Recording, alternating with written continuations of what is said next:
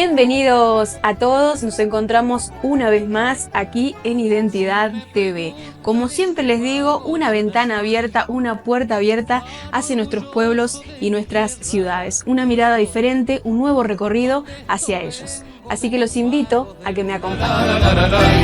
Ya sabrán de dónde soy.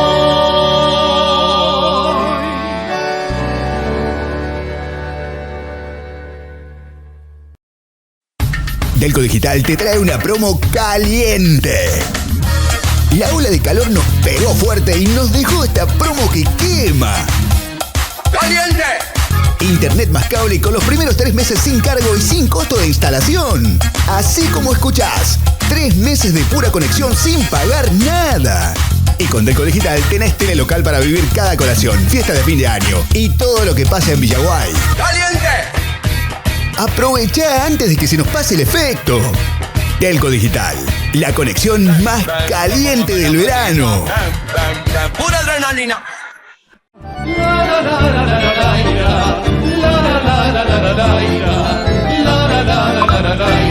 Ya sabrán de dónde soy.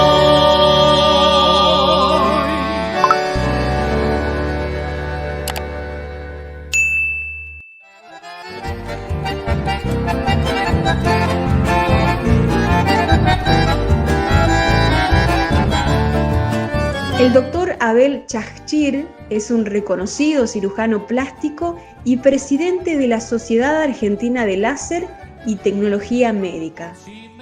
Tiene más de 25 años de experiencia en cirugía plástica, estética y reparadora. Además, es presidente del Comité Científico del Simposio Internacional de Cirugía Plástica Siglo XXI. El doctor ha sido profesor visitante en el Medical College of Virginia y ha operado en varios lugares de Estados Unidos, Latinoamérica y Europa. Es un experto en el uso de láseres en dermatología y cirugía plástica, aplicándolos en tratamientos de arrugas, lesiones pigmentarias y rejuvenecimiento facial. Estamos en Villa Domínguez, pueblo donde nací. Y en este momento estoy en 86 años y más o menos en meses, 6 meses más. El apellido originario es T-C-H-A-J-C-H-I-R. Pero al anotarlo, al bajar del barco el 12 de diciembre de 1891, cuando se anota y está en la computadora que está en la ciudad de Buenos Aires, en el Hotel de Inmigrantes, hay una computadora que se organizó para que todos los hijos de inmigrantes sepan de dónde vinieron. El barco llegó de Burdeos, de Francia, y después anotado quedó C-H-A-J-C-H-I-R, Chachir. Sin embargo, alrededor de los años 40, como estaba muy de moda el primer ministro de Inglaterra, Churchill, entonces parte de la familia pidió al juez cambiar por la R. Algunos quedamos con J, que somos jodidos, y los otros se pusieron R, que son re jodidos. Esto es ¿por qué? Porque el lunfardo argentino es así. O sea que los que quedaron en Villaguay son re jodidos. Son re jodidos, pero son familiares y estamos muy cercanos.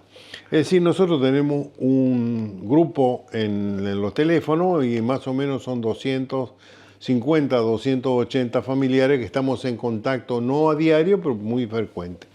Entonces, esto es parte de la historia. Yo tuve la suerte de ir acá a la escuela número 11, Isidoro Suárez, y yo entré a la escuela en los años 50, más o menos. No. Sí, yo en el año 51 ingresé al Colegio Nacional de Villaguay, pero yo la escuela primaria la hice acá.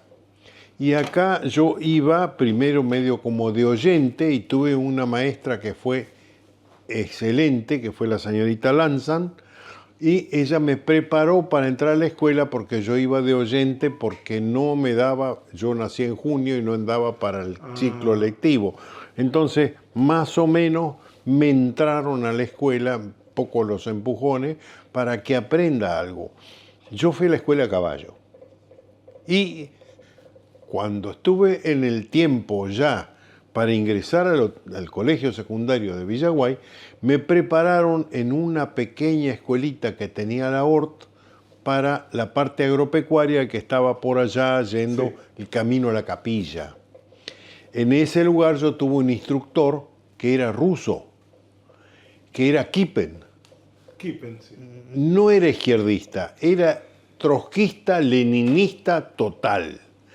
Y entonces, ¿qué sucede? Nos preparaba en álgebra, en trigonometría, en español, en esto.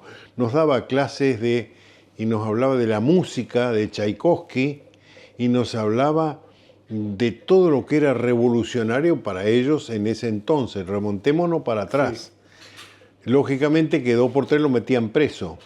Entonces la gente de acá del pueblo lo iba a buscar y lo pedían para que nos diera clase, porque nos daba la clase muy bien. Y aprobamos muy bien el ingreso al secundario. Pero a mí no me interesaba la política, yo me interesaba todo lo relacionado a la parte de biología. Y mi padre me prohibió que me anote en agronomía o en veterinaria, porque siempre el campo estaba hundido en la pobreza y nunca les alcanzaba. Y entonces el pueblo estaba muy abajo. En este sentido, que yo pude tomar el Urquiza, para eso yo trillé lino en un vecino de papá, que era Paisajoy. Él me presta la cosechadora y yo con los pocos ahorros compré la nasta Carlo de Neumann y trillé alrededor de 8 o 9 hectáreas de lino a Paisajoy. Y con esa platita yo me fui y me alcanzó hasta fin de año, una vez que yo di el ingreso en Buenos Aires a la Facultad de Medicina. Maravilloso.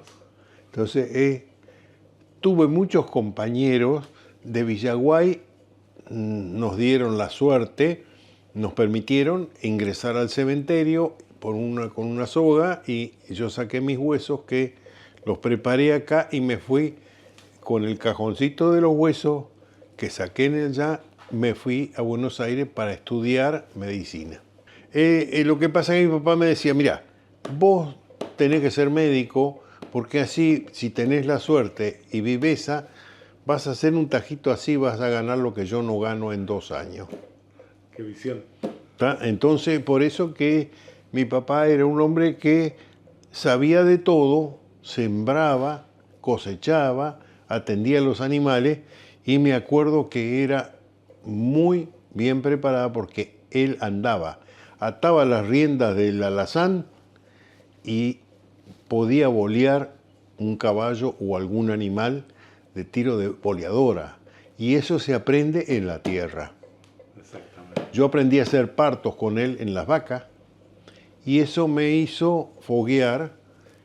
Yo aprendí a coser los músculos de los caballos que tenían encefalitis equina. Él los boleaba, pero alguien tenía que tener el caballo, porque si no, de una patada lo mataba. Entonces, y yo cosía los músculos como él me decía, hervía las agujas, y eso a los 10 años aprendí un poco. Y no me fue mal, porque eso yo lo usé después, yo lo usé en mi trabajo en el hospital, en mi profesión. Yo estudié medicina en la Universidad de Buenos Aires y tuve mucha suerte porque solo me pusieron 10 en 2 materias, en pediatría y en cirugía. Entonces yo sabía que me iba a dedicar a la cirugía. Qué bueno. Así que hice mi carrera ahí. ¿Cuántos años ya? Y yo me recibí en el año 64, y estamos en 2024, así que saqué la cuenta. Ya pasaron muchos años. Tuve suerte en la profesión porque el asunto de la dedicación hace de que el médico se forme y los maestros son muy importantes en la carrera de medicina porque eso se mama desde el comienzo. Entonces yo tuve la suerte tuve más o menos más de 200 médicos que aprendieron conmigo la especialidad de cirugía plástica y reparadora. Y entonces tengo 2 hijos médicos, uno cirujano y mi hija es dermatóloga.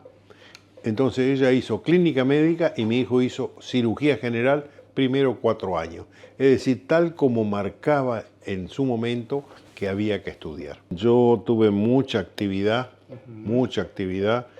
a partir de los años 70, porque en aquel momento yo tuve la suerte de tener clientela y los otros médicos que me distinguían con su derivación, porque consideran que yo operaba bien, y entonces tuve mucha suerte en ese sentido.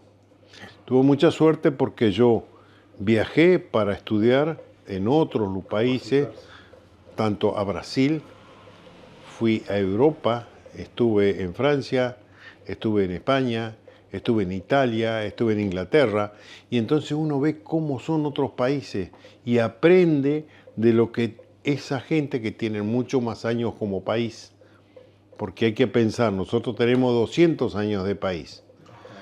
Pensemos que cuando Inglaterra tenía 200 años, el rey le volaba la cabeza a la reina.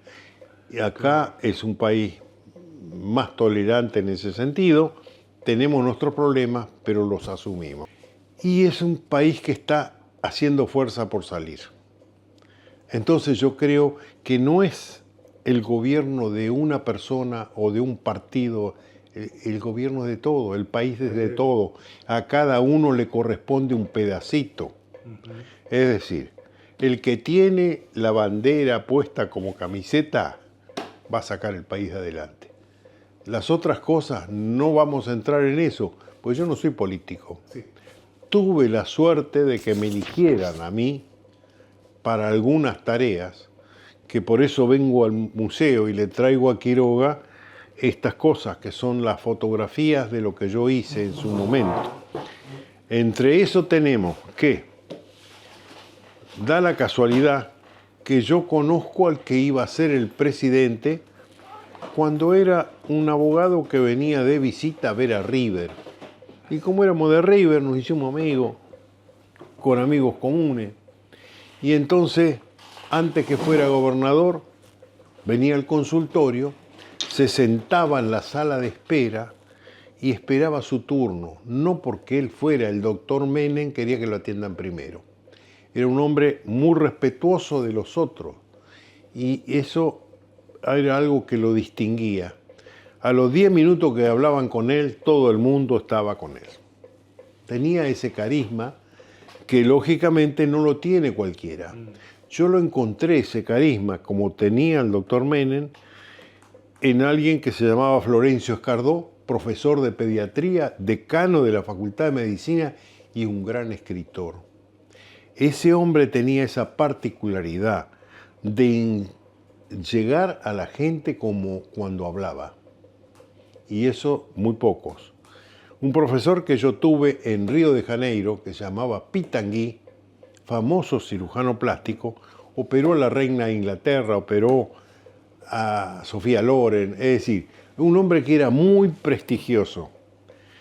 Y conocí al lado de él a más o menos 15 o 20 cirujanos que tenían la misma particularidad. Atraían a la gente y sabían explicar muy bien.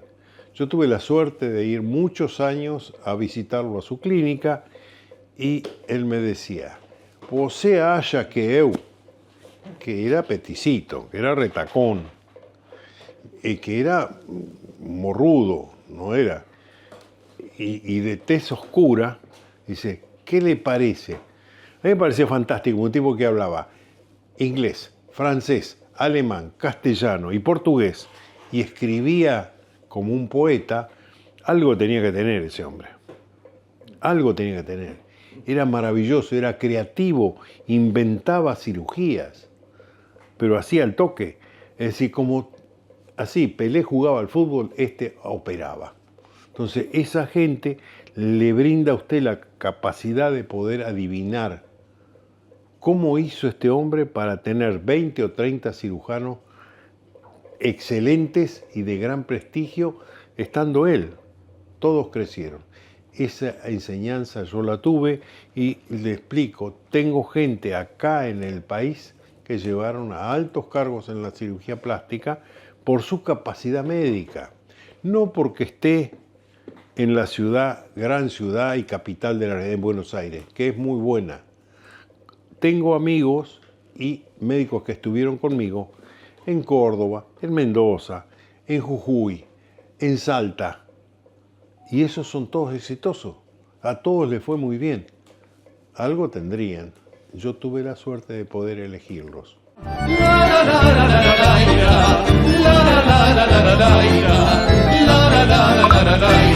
Ya sabrán de dónde soy.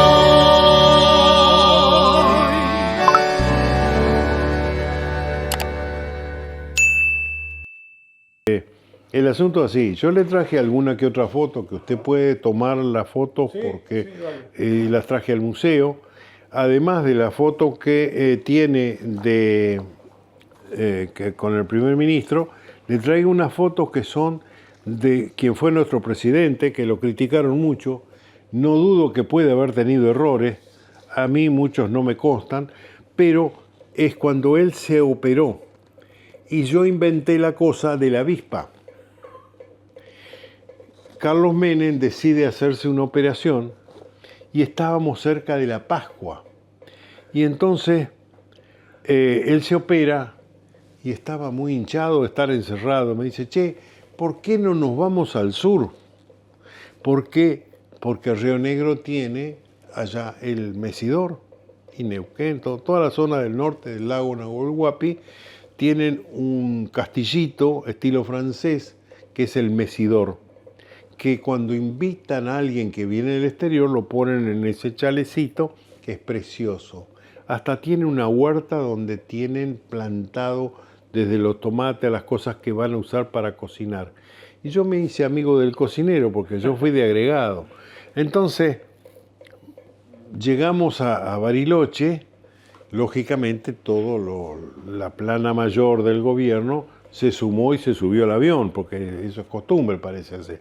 Entonces, yo le dije que estaba bien, pero me dijo, vos no digas nada, sentate a la valija, van adelante. Yo me senté en un lugarcito y no dije nada.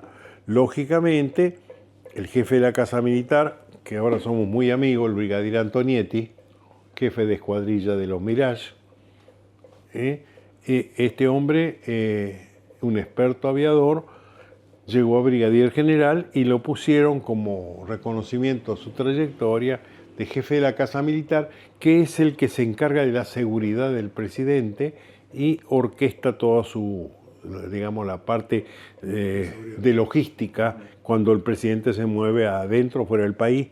Y eso fuimos en el Tango 01, que era un Fokker viejito, y que ni bien salimos, yo por supuesto como estaba delante, le golpeé y me senté con los pilotos. Y el radar no andaba, habían pagado el arreglo y no andaba. Entonces viene el brigadier, que era aviador, y le dice, no te preocupes, anda bajando por abajo y aterrizamos. El viaje de Bariloche a Angostura fue terrible, porque todo camino de ripio, yo masticaba la tierra, entraba tierra por todos lados, y lógicamente yo iba ni en un auto con aire acondicionado, yo llegué, me bañé y agua colorada. Pero lo cierto es que al día siguiente de eso empieza a hincharse la cabeza del presidente, y yo le dije que iba a ir a buscar algún antiinflamatorio, que no podía tomar mucho. Yo le decía, no, corticoide no le podemos dar. Hablaba por teléfono con sus médicos, entonces bueno, vamos a buscar un antiinflamatorio. Me fui en un auto de la gobernación a comprar en Villa La Angostura, algo a la farmacia y todo eso. En el diario Clarín al día siguiente aparece, el presidente está hinchado, se operó. Entonces, gran escándalo, y todos los de la comitiva, que iban muchos secretarios de Estado y qué sé yo, y alguien dijo, no, él fue el único que salió fue él. Entonces yo no dije nada, le pedí al brigadier que me acompañe, fuimos a ver dónde estaba instalada la parabólica y le digo a los operadores, vean, yo llamé a Estados Unidos, le da la nómina por favor al brigadier de los llamados que yo hice. ¿Y quién más llamó? Fernando Niembro. Era el vocero presidencial, amigo del fútbol del presidente. Y entonces le dije, brigadier, si me permite, yo no soy detective, pero vamos a hacer. Estos números son del Clarín, 4312, qué sé yo.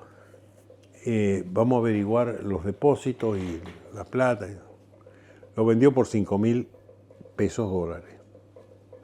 Entonces yo lo que hago, no vamos a ser agresivos. La figura del presidente no puede verse ensuciada por alguien que por la apetencia es humano. No hagamos nada. Ya habrá un momento que después lo vamos a discutir con el presidente. Yo asumo la responsabilidad y dije que todos digan que fui yo. Después lo vamos a arreglar. Entonces, en ese momento fuimos a la intendencia y con todo eso, Menem con una gorrita y yo le dije que había sido picado por una avispa. ¿No? Y ahí, a partir de ahí, yo fui tapa de Clarín y contratapa en Diógenes y Erlingera. La revista Humor. Claro, entonces yo en la televisión, en todos lados, y salió. Entonces yo inventé ese asunto de la avispa. Una avispa entrerriana. Claro, y llamé a mis colegas cirujanos plásticos con quien tenía amistad. Le dije, ustedes también digan que sí. Yo ya lo hablé con el presidente. Él está de acuerdo que varios digan. Así se diluye la cosa y no pasa mayor. Y así mismo fue.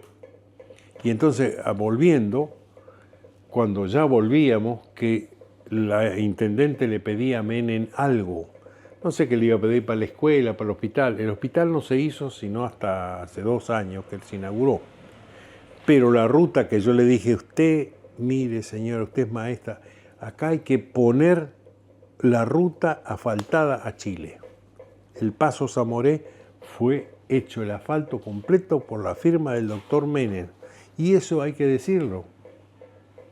Porque el tráfico que hay entre Chile y Argentina es bárbaro.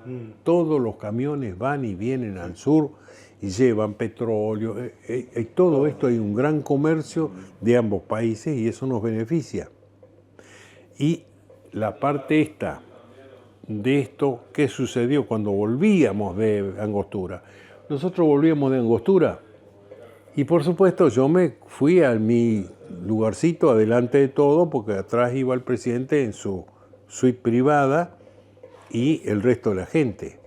Entonces, ni bien levanta el avión, viene el encargado de la atención y dice, doctor, el presidente quiere que vaya al fondo. Cuando llego a donde estaba sentado el presidente y todo lo demás, entonces tomemos café, jugo y esto y todo lo demás, y abrieron otro huevo de Pascua, porque era la Pascua, y me dice, a ver, yo confío en tu diagnóstico. ¿Qué hay que hacer con el que dio la noticia? Y con todo respeto, presidente, quiero que Andrés Antonietti, que es el hombre de acción, tome la medida necesaria. El presidente no se puede ensuciar por una sota de esto. Es la imagen que nosotros tenemos que tener y no puede ser vendido por un amigo, porque es un Judas. Y si vos qué sugerís, entonces dije, vea, con todo respeto, yo creo que van a pasar 1 mes, 2 meses, y entonces el jefe de la Casa Militar lo llama a su despacho, lo tiene 2 horas juntando orina, y después lo recibe, no lo hace sentar, y le dice, yo en vez de 2 cachetadas, me firmas la renuncia ahora a tu puesto, y te vas. El presidente no se ensucia con eso. Claro. Y eso fue lo que se hizo. Pues nosotros tenemos que darle a este país la oportunidad que crezca. Porque yo estuve a punto de irme a Estados Unidos 3 veces. Y no lo logré. Porque no me convenía. Porque uno mira también la conveniencia. ¿Por qué se volvió Favaloro? Yo hablaba con René. Tuve trato con René Favaloro, que era un hombre humilde. ¿Tá? Entonces, pensemos en eso, ¿Por qué? Porque un profesor de California, que fue el último lugar donde yo intenté ir, me pagarían un buen sueldo, pero el sueldo no alcanzaba para pagar la matrícula de mis 2 hijos a la escuela de medicina. Entonces, no alcanzaba porque la matrícula es cara. Cuando mi hijo quiso entrar en Harvard, me dice, ¿qué tal si vengo a estudiar inglés acá? $8.000 por mes. ¿Ah? Y la matrícula anual de la más barata de medicina americana salía de $25.000 por año. Es decir, y el sueldo anual que me pagarían como un asistente de cátedra no llegaba a $70.000 por año, es decir, no pagaba 2 matrículas. Por esa razón es que este país tiene muchas oportunidades. Acá se crece, en el otro lugar se vegeta. Y entonces esto, para que aquel que lo lea, me decía el profesor que era oro maxilofacial y a él le convenía porque yo hacía trabajo científico que todo el mundo los leía. Entonces él me pedía 2 trabajos originales de investigación, pero en el primer lugar tenía que ir el profesor titular. Y el latino era don Segundo Sombra. ¿Y por qué don Segundo Sombra? Porque indudablemente, me dice, no creas en lo que dice la Constitución americana, que todo el mundo somos iguales. Dice, no es así, porque ustedes tienen un país magnífico, porque yo lo invité, vino 2 o 3 veces acá. Dice, usted tiene un país magnífico, con una gente excelente, y crecen, y no sabemos cómo, pero inventan cosas, en medicina y en otro, porque la gente, lo que inventa la gente de acá es muy original, sí. Muy original. Entonces, creamos, por ejemplo, la transfusión sanguínea es un argentino, Izagote. Entonces, y así, el asunto cardíaco, Favaloro. Entonces, nosotros tenemos cosas. Cuando acá, Argentina es famoso porque estaba Maradona y Menem. ¿Por qué? Porque nos puso, ahí todo el mundo decía, qué bárbaro que es Argentina. Todo el mundo quería venir de visita acá. Y después se nos arruinó. Yo recibía pacientes de Estados Unidos de 8 a 14 pacientes por semana para la cirugía.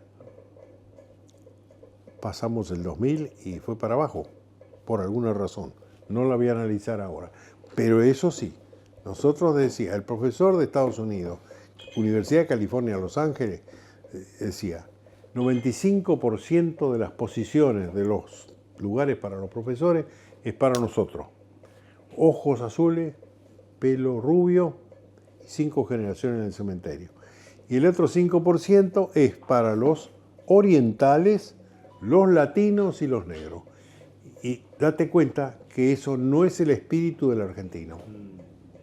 Entonces, por esa razón, decimos que no. No nos va mal, estamos muy contentos y seguiremos haciendo fuerza por mantener el país. Si sos socio de Siglo XXI, tenés más beneficios. Descubre la magia de la conectividad en la zona rural con nuestro servicio de internet y cable TV. Disfrutá de entretenimiento sin límites y mantenete siempre conectado con el mundo. Ahora te ofrecemos internet directo a tu hogar. Instalación sin cargo. Bonificación en tu factura. Contactanos 3455 48 28 26. Siglo XXI. Estamos donde hay que estar.